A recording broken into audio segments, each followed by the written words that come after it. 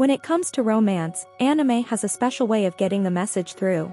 Whether it's a heartfelt confession, unrequited love, or even a straight-up rejection, the medium always has a way of conveying emotions. With that said, you could list a whole bunch of anime.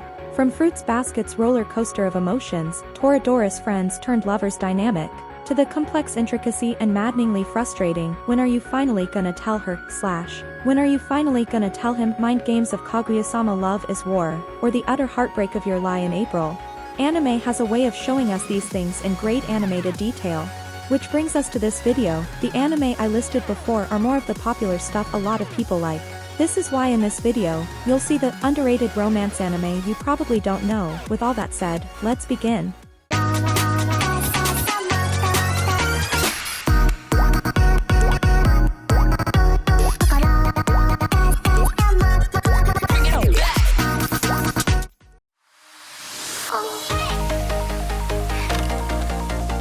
Young love, it takes many unique and fascinating forms that flourish as children begin to mature into adults. From being unable to confess to not knowing what real love actually feels like, various obstacles can arise when learning about romantic attraction for the first time. But underneath all that, young love is something truly beautiful to behold, leading to brand new experiences for those young and in love. This isn't your normal high school love story. This anime follows 4 couples as their love grows. From the admissions to the real dating to the mishaps people make in love, they have it all. This isn't a romance like Say I Love You or From Me to You, in which we experience the connection and the agony that comes with loving someone. This anime represents the discomfort you feel when you like someone, the nervousness of being with the person you like, and the wide spectrum of feelings you experience when you first start dating or falling in love. This anime does an excellent job of expressing these feelings. This series does an excellent job at showing many forms of relationships, childhood friends, opposites, and so on. The show is really fairly lighter, with humor playing an important role in entertaining the audience. It is not overpowering or aggressive, but rather subtle and amusing. The only thing I don't love about this anime is how short it is. The interactions between the couples last around 12 minutes every episode. Enough to get people interested in investing, but not enough to see significant progress. During his summer vacation, middle school student Nagasumi Michishio travels to the Seto Inland Sea.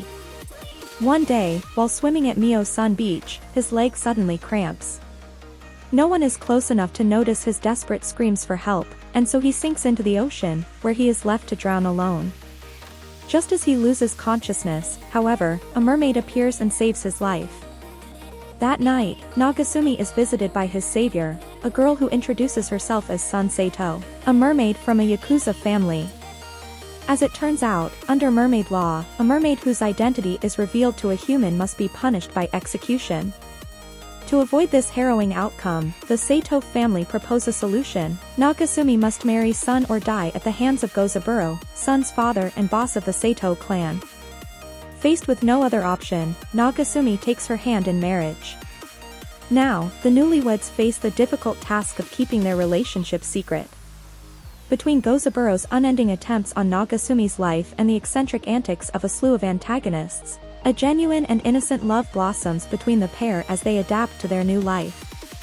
This is an older anime that has a lot of charm. If you want a lovely, emotional anime, skip this one.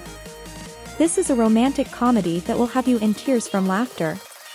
This has to be one of the funniest rom-coms I've ever watched. You get to giggle non-stop for the duration of the show. The characters in this anime are extremely unique, especially the protagonist. Masa-san is my favorite character, and you'll see why after you see the movie. One flaw in this anime is the lack of plot and character development. This isn't a deep love story. It's a comedy with fantastic characters and wild interactions/scenes. This is an anime that you will enjoy viewing by yourself or with a friend. At Suimei High, the Sakurasou dormitory is infamous for housing the school's most notorious delinquents. Thus, when the relatively tame Tsuredure Children is transferred to the dorm, escaping this insane asylum becomes his foremost goal. Trapped there for the time being, he must learn how to deal with his fellow residents, including bubbly animator Masaki Kamiyagusa, charming playboy writer Jin Mitaka, and the ever-reclusive Ryunosuke Akasaka. Surrounded by weirdness, Sarada frequently finds respite in his interactions with his one normal friend, aspiring voice actress Nanami Aoyama. When Mashiro Shina, a new foreign exchange student, joins the dormitory, Sarada is instantly enraptured by her beauty. Underneath her otherworldly appearance, Mashiro is an autistic savant, capable of world-renowned brilliance in her art, yet unable to perform simple daily tasks. After Sarada ends up in charge of taking care of Mashiro, the two inevitably grow closer, with Sarada's initial desire to escape the dormitory becoming a forgotten goal. This is an entertaining anime to watch. A quirky romantic comedy that keeps you engaged all throughout the show.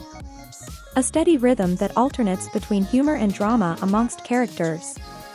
The characters' interactions have a strong feeling of awkwardness and naivety. This isn't your typical romance, it's more like a hit of a romance. Some people found this anime to be hit or miss.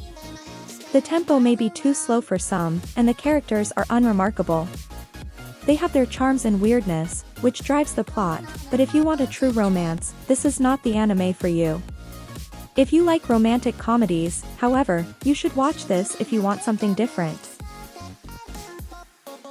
Ko Ichinomiya is the son of a wealthy businessman who holds a firm belief in his elite status. As such, he is determined to avoid becoming indebted to anyone, but one day, after a run-in with some mischievous kids on Arakawa Bridge, he ends up falling into the river running underneath. Luckily for him, a passerby is there to save him, but now, he owes his life to this stranger. Angered by this, Ko insists on paying her back, but this may just be the worst deal the arrogant businessman has ever made. The stranger, a stoic, tracksuit-wearing homeless girl known only as Nino, lives in a cardboard box under the bridge and wants only one thing, to fall in love. Asking Ko to be her boyfriend, he has no choice but to accept, forcing him to move out of his comfortable home and start a new life under the bridge. This is most likely one anime you haven't watched or heard of. This is an older, 2010, anime. It's an unusual love story about two people from different worlds. Ko, a rich young guy, and Nino, a dirt-poor young woman living beneath a bridge. I don't want to mislead you, this isn't the romance you're picturing. Arakawa Under the Bridge uses an unusual blend of absurdism and slapstick comedy, with a few deeper messages thrown in for good measure, to provide a really enjoyable humorous experience. Just because of the absurdity, the anime does the story in episodic form. Despite the fact that this anime isn't your usual romantic comedy, it may dissuade some from viewing it. However, Arakawa excels in lightening up difficult issues like acceptance, remorse, and being oneself. This is a rom-com with a wonderful lesson for its audience. Watch a few episodes and determine for yourself whether this anime is worthwhile. Erika Shinohara has taken to lying about her romantic exploits to earn the respect of her new friends. So when they ask for a picture of her boyfriend, she hastily snaps a photo of a handsome stranger, whom her friends recognize as the popular and kind-hearted Kaguya-sama. Trapped in her own web of lies and desperately trying to avoid humiliation, Erika explains her predicament to Kaguya, hoping he will pretend to be her boyfriend. But Kaguya is not the angel he appears to be, he is actually a mean-spirited sadist who forces Erika to become his dog, in exchange for keeping her secret. Begrudgingly accepting his deal, Erika soon begins to see glimpses of the real Kaguya beneath the multiple layers of his outer persona. As she finds herself falling for him, she can't help but question if he will ever feel the same way about her. Will Kaguya finally make an honest woman out of Erika, or is she destined to be a wolf girl forever? This anime is either a hit or a miss. The handling of the female main character in this anime may upset most viewers, particularly female viewers. However, things are not as awful as they appear. Hollow is a powerful wolf deity who is revered in the small town of Paslo for blessing the annual harvest. Yet as years go by and the villagers become more self-sufficient, Hollow has been reduced to a mere folktale. When a traveling merchant named Kraft Lawrence stops at the settlement, Hollow offers to become his business partner if he takes her to her northern home of Yoitsu. The savvy trader recognizes Hollow's unusual ability to evaluate a person's character and accepts her proposition. Now in the possession of both sharp bargaining skills and a charismatic negotiator, Lawrence inches closer to his goal of opening his own shop.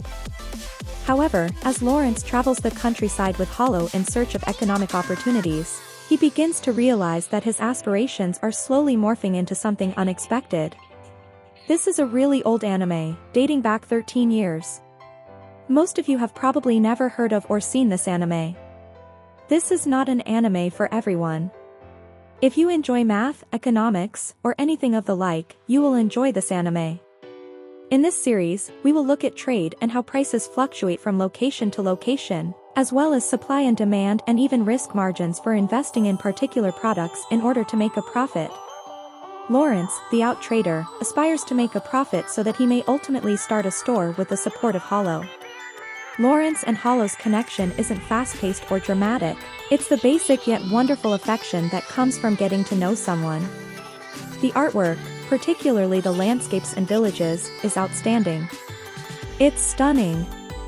The one issue I have about suggesting this anime is how much conversation there is, particularly about economics. Some folks found it uninteresting and difficult to concentrate. That is, however, the only objection I have heard. Although her name means Snow White, Shirayuki is a cheerful, red-haired girl living in the country of Tamborin who works diligently as an apothecary at her herbal shop. Her life changes drastically when she is noticed by the silly prince of Tamborin, Prince Raji, who then tries to force her to become his concubine. Unwilling to give up her freedom, Shirayuki cuts her long red hair and escapes into the forest, where she is rescued from Raji by Zen Wistalia, the second prince of a neighboring country, and his two aides. Hoping to repay her debt to the trio someday, Shirayuki sets her sights on pursuing a career as the court herbalist in Zen's country, Clarines. Snow White and the Red Hair depicts Shirayuki's journey toward a new life at the royal palace of Clarines, as well as Zen's endeavor to become a prince worthy of his title. As loyal friendships are forged and deadly enemies formed, Shirayuki and Zen slowly learn to support each other as they walk their own paths. Because of the main characters, this is a fantastic romantic anime in my opinion. Although this anime might be corny at times, I admire how they develop and encourage one another. They have a symbiotic interaction. Unlike classic fantasy romances, this anime concentrates on the individuals and their stories rather than grandiose battles and magical events. That is, it is character-driven, and each character plays a role in the plot's development. Because there is a lot of conversation, this may turn off many viewers. However, the animation in the anime does an excellent job of captivating the viewer's attention. The anime is rich with brilliant colors that work together to create a beautiful environment. This series does an excellent job at building the universe in which you can identify with the characters and root for them. Shinichi Chiaki is a first-class musician whose dream is to play among the elites in Europe. Coming from a distinguished family, he is an infamous perfectionist. Not only is he highly critical of himself, but of others as well. The only thing stopping Shinichi from leaving for Europe is his fear of flying. As a result, he's grounded in Japan. During his 4th year at Japan's top music university, Shinichi happens to meet Megumi Noda, or, as she refers to herself, Nodame. On the surface, she seems to be an unkempt girl with no direction in life. However, when Shinichi hears Nodame play the piano for the first time, he is in awe of the kind of music she creates. Nevertheless, Shinichi is dismayed to discover that Nodame is his neighbor, and worse, she ends up falling head over heels in love with him. Despite the fact that it is now deemed old, this anime will appeal to fans of Your Lie in April and Forest Piano. Nodame Cantabile is a fantastic musical anime. The plot is rich, but not sophisticated enough for you to separate yourself from it. The characters each have their own unique charm and weirdness that makes you fall in love with them. You can observe two people struggling but remaining serious and driven to achieve their goals. This anime may not appeal to a younger audience in the same way that it does to an older audience. When you are older and more experienced in life, the problems the protagonists endure with one another and themselves feel a little different. Nodame Cantabile is a fantastic, all-around engaging story, not only because of its superb representations of love, life, and the beauty of music, but also because of its funny elements. It's a cheerful series at parts, full of chuckles and comedy delivered with great comedic timing and sophisticated punchlines. Shizuku Mizutani is apathetic toward her classmates, only caring about her grades. However, her cold view of life begins to change when she meets Haru Yoshida, a violent troublemaker who stopped attending class after getting into a fight early in the school year. He is not much different from her, though. He too understands little about human nature and does not have any friends. Much to Shizuku's surprise, he proclaims that she will be his friend and immediately confesses his feelings toward her upon meeting her. Because of her lack of friends and social interaction, Shizuku has a hard time understanding her relationship with Haru. But slowly, their friendship begins to progress, and she discovers that there is more to Haru than violence. She begins to develop feelings for him, but is unsure what kind of emotions she is experiencing. Together, Shizuku and Haru explore the true nature of their relationship and emotions. The animations and character designs in this anime are vibrant and vivid. The chemistry between the characters is fantastic. The anime is simple and constant, which is a great quality to have when viewing. The show skillfully shows many ideas and viewpoints on relationships, without being too convoluted or boring. It offers a wonderful love story with adorable and humorous characters. While most young girls make an effort to show off their feminine charms, Futaba Yoshioka deliberately behaves like she wants to repel anyone who might be attracted to her. Ostracized by her female classmates in middle school for being a little too popular with the boys, she desperately strives to avoid a similar situation in high school by being unnecessarily noisy and graceless. Nevertheless, scattered among Futaba's unpleasant memories are the treasured moments with the boy she had a crush on, Ko Tanaka. Unfortunately, that spell abruptly ended on a sour note when he suddenly stopped attending school and never came back.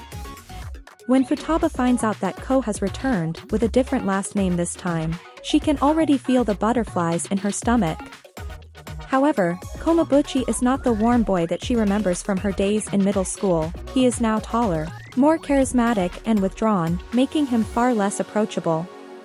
Futaba believes that if she returns to her former self, Ko will begin to take notice of her again.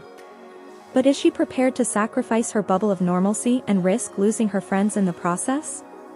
This is a series that's quite unique. It might be the battle of youthful love and discovering oneself.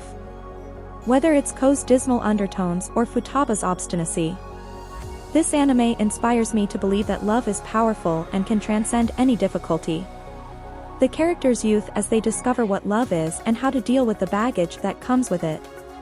What I take away from this anime, and what keeps me going back for more, is this message: damaged goods are still goods.